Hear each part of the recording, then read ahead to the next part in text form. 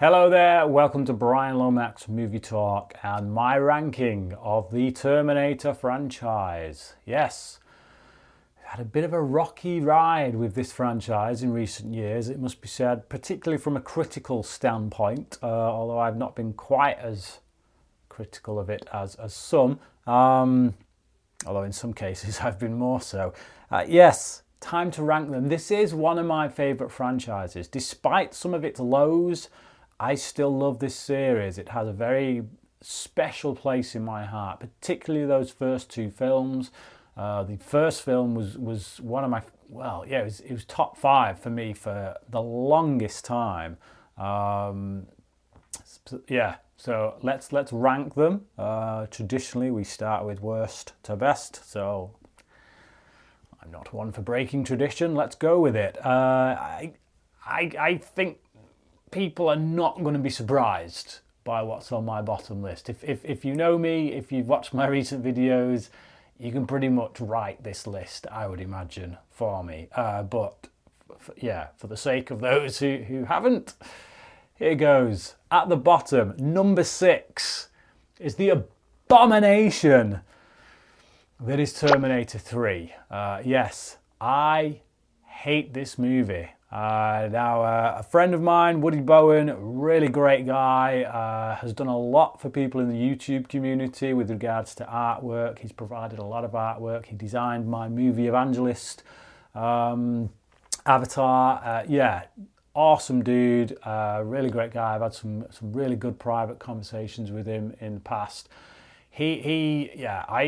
I subtly hinted that he should do a piece of artwork for me regarding this film, and yeah, 24 hours later he just blew me away with his awesomeness, and I feel like sharing it here. So here's my thoughts on Terminator 3 Rise of the Machines as expressed by the great Woody Bowen.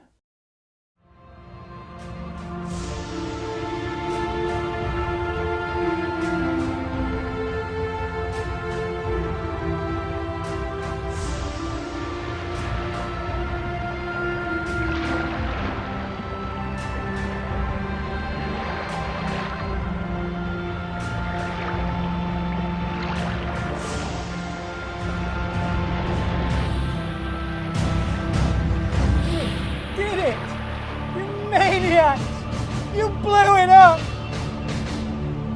My beloved franchise! Damn you! Damn you all to hell!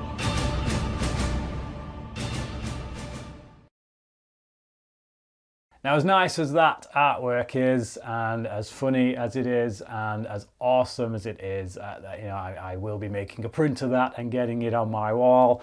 Yeah, I hate this movie. I hate it with a passion. I don't really want to go on about it much more. Like I say, I have reviewed all of these films, so if you want to know why I hate it so much, please do check it out. But the short version is simply that it tries to rehash everything that was done in the first two films, but it has none of the class, none of the tension, none of the anything, really. There is one decent action sequence in it, and that is it. That is it. Everything else is stupid or nonsensical or makes light of what has come before. It turns the Terminator into a joke. The TX is not threatening at all. At times she makes some pretty lousy choices considering she's supposed to be an efficient killing machine. It's just, everything about this film is head-scratchingly bad, and every time I talk about it I feel myself tensing up and my skin crawling. It nearly destroyed this franchise for good, quite frankly, and I cannot believe that some people would put this higher than any of the other films in the franchise, quite frankly. But anyway, before I allow my anger to run away with me, let's move on. At number 5, we've got Terminator Genesis. Now, I wasn't particularly favourable of this film when it first came out. Much like many people, I was highly disappointed. But I watched it for the second time recently when I did my review series. I went back to it. I thought, I'm probably not going to like this. But I surprisingly enjoyed it. I think it fares better on the small screen than it did on the big screen. And what I appreciated about it this time around is that it did take some more risks, you know. It didn't play it too safe. It did try to rewrite a bit of history and go in a different direction. Did some things with with characters that you wouldn't expect, like making John Connor the Terminator and you know, turning him into a villain essentially. That's different, you know.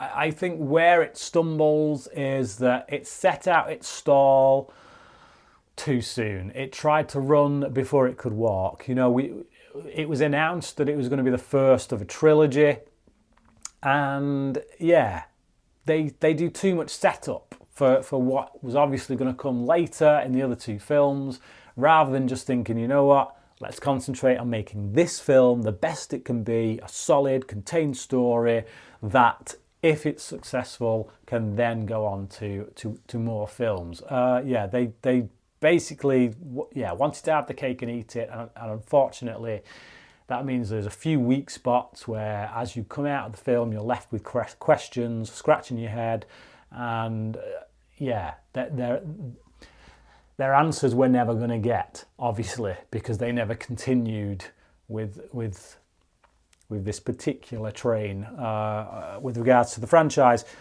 Also, casting Jai Courtney as Kyle Reese was a big misstep. The dude has only ever been good in Suicide Squad, quite frankly. That film is just an oddity, real oddity, because it was a fairly rubbish film, which for some reason had a good performance from Jai Courtney. What's that all about? But yeah, here I don't think he embarrasses himself. I don't think he, you know, I don't think he's terrible. He's just not Kyle Reese, and he's fairly wooden. Let's face it. Yeah, of all of the actors they could have picked to take on this role, I struggle to believe that Courtney was the one who blew people away in test screenings. Like, really? You must have had test screenings. You're telling me this is the guy? Of all the test screenings, this is the guy. No, not so much. I don't hate the dude. He's not right for the part. There's a lot of CGI that's a bit ropey. There's a few callbacks that are a bit cringy. But beyond that, there is some pretty good action. There's some nice character stuff. And they do try to do something a little bit different. So it's definitely better than Rise of the Machines, I'll say that much.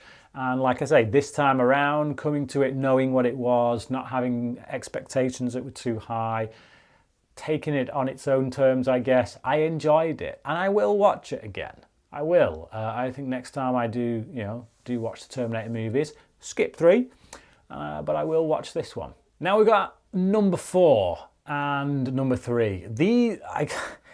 These were the two hardest positions to sort out for me that I think I've ever done in a ranking video. You know, if you look at all my ranking videos, I've never been so torn on the positioning of two films as I have been with these two. In the end, for number 4, I've gone with Terminator Salvation. Yes, I've been a proponent of this film for quite some time. It's gone up even more in my estimation with the most recent viewing, because certain quibbles I had with it had kind of got put to rest, half put to rest. I love the setting. I love the cinematography on it, the darker, grittier edge to it. I like that the film takes the material seriously, rather than sending it into stupid humour. I like Christian Bale as John Connor. I think he's a perfect fit. I really like Sam Worthington's character in this. He's got a very good character arc, which was destroyed in the trailers and the marketing, which gave it all away before you even saw the film. So it kind of took out any tension, took out any mystery, took out the reveals, which was just mind-bogglingly stupid. And they didn't learn from the lesson because they did the exact same thing with the John Connor reveal in Terminator Genesis, which came after this. So yeah, stupid.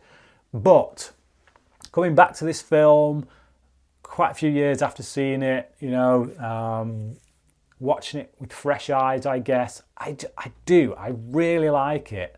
It's gone up a lot in my estimations over the years. Like, it's one of those films that with each viewing, I like it even more. So yeah, I kind of want to put it at number 3, but I've put it at number 4 to make way for what is at number 3, which is Terminator Dark Fate. Obviously the most recent entry in the franchise. I had a blast with this. My biggest negative was the CGI. There's too much of it, and at times it is very weightless. It's a bit, kind of takes something away from some of the action sequences. That being said, there's still a lot of really great action in this film. I think the thing that just tips this over the edge for Salvation, for now, for me, that could change on repeat viewings, I don't know, because like I say, I do have a fondness for Salvation. But the thing that tips this one over the edge for me is that the story feels, yes, it rehashes some stuff from the first 2 films in the same way that T3 did, but good. You know, T3 did it in a really crap, the worst way possible. This does it in a very good way, you know. Yes, it rehashes, but it does it very well. It's the fact that the story for this it's more clean cut. I don't come out of it with as many questions. I don't have to watch it again to feel like I've understood every plot point in it. Whereas Terminator Salvation, I had a lot of questions first time I watched it, and those questions have been answered on repeat viewing. It is a film that it does have the answers there if you look closely, and but I feel like because it is quite convoluted, Salvation. It's quite convoluted, so as a result, you might not pick everything up on first or even second viewing. Whereas this one, I feel like they've done a really good job on the script, really tight edit of it. They've obviously zoned in, looked at any issues and thought, let's iron out the kinks, let's make sure it's spot on, let's make sure people aren't going to come away from this with questions. So that's the thing that tips it over the edge. But yeah, Salvation and Dark Fate, they're like that for me, to be honest. So if you didn't like Salvation, you might not like Dark Fate. But for me personally, it is just about the best sequel since Terminator 2. The strongest aspect of Dark Fate is the character arcs. So the 4 main protagonists, each of them has their own arc that is very clear, very well kind of thought out, and often, you know, quite touching, quite moving in places. So like each person of the four main characters gets their moment to shine. And yeah, so I just think they've paid really good lip service to the characters. They've done a good job, and it's something that's often so lacking in big Hollywood, you know, action set piece driven movies. Is not only to have one really well written character with a good solid arc, but to have 4. Yeah, good job. Really enjoyed this film. It kind of puts Terminator back on track for me, and I really hope it's successful, because I'd really like to see a follow-up to it. I'd like to see where they're going to go with the franchise from here on out, because yeah, they've pulled it back from the brink, I think, personally, but that's just my subjective opinion. So yeah, there you go. So obviously there was no doubt as to what would be the first 2 spots on this list. Terminator 1 and 2 are obviously absolute classics of not only the sci-fi genre, but the action genre, and if you're talking Terminator 1, also the horror genre. But yeah, which one is top? That's the question. For many years, as I said, Terminator, the first one, was one of my favourite films. It was in my top 5 for the longest period. It's a film that really shaped my early viewing experiences. It's one of those that had a very huge impact on me as a young kind of film watcher, a young film lover. So it's got a very special place in my heart. But it does sit at number 2. Yes. Obviously, from that, T2 is my favourite. But yeah, Terminator, it's still an absolute classic. It's still practically faultless. There's a few effects in it that are dated a bit now, but it was always a pretty low budget film. They get away with an awful lot considering the budget they had. They do, Cameron does an awful lot with it. He really proves himself as a director here. So yeah, it's just a classic film. The T800, Stan Winston's work on the T800, the design, the creation of it is just brilliant. Seeing that T800 rise out of the flames at the end, it's one of the best moments of cinema. It's a moment that stuck with me since seeing it way back as a kid. I love that moment. It's just badass. The T800 is one of the best villains in cinema. I love it. I love the design. Yeah, it's incredible. Linda Hamilton as Sarah Connor, absolutely brilliant. I love, her arc in this film, the way she goes from waitress, kind of bit soft, bit like, letting kids kind of put ice cream in a pocket and things like that, and feeling like she's kind of run ragged by life. Seeing her go from that to this strong woman at the end who, curses out the Terminator before crushing his head. Yeah, it's a really great arc. It's a really great character, and Linda Hamilton brings so much to the role that maybe other actresses wouldn't have been able to bring. She's perfect casting. I love her in the role. The film is great. Kyle Reese as well, really great character. Most of what he gets given in the film is exposition, but he makes it work. He makes it part of the character. The way it's written, it doesn't just come across as exposition. It brings out the character as well. It is both expositional but also character building. Yeah, it's exposition at its best. And of course, Arnold Schwarzenegger as the T-800. What more needs to be said? It's his most iconic role, clearly. And yeah, he's just badass in it. A man of few words, but really, really threatening. And as a kid, quite scary, to think that he might be out there ready to burst your door down and put a bullet in your head. So yeah, great film. But as I say, my number 1 is Terminator 2. Watching it again most recently for my review series is kind of what swung me. It's been a while since I'd seen it, and I watched it this time around, and I was just like, you know what? This film is on another level. It really is. I've always known that. I've always known T2 is an absolute classic. I've always felt it. I've seen it so many times. But just watching it this time around after having quite a bit of time off from it, I'm just like, dude, this film is on another level. It's just on every conceivable front. This film, the theatrical cut for me, is just, it's perfect. It's a perfect movie.